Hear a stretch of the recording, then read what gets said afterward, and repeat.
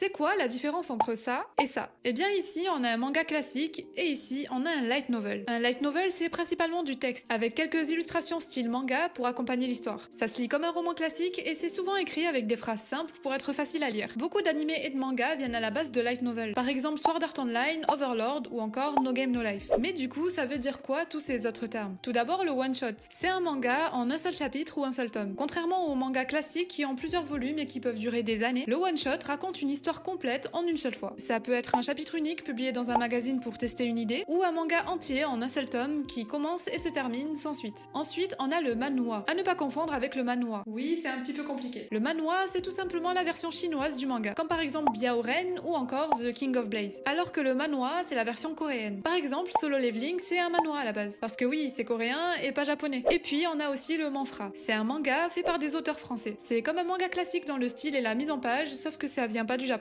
On a par exemple Radiant de Tony Valente, qui d'ailleurs est le tout premier manhwa à être adapté en animé au Japon, ou encore City Hall de Rémi Guérin et Guillaume Lepère.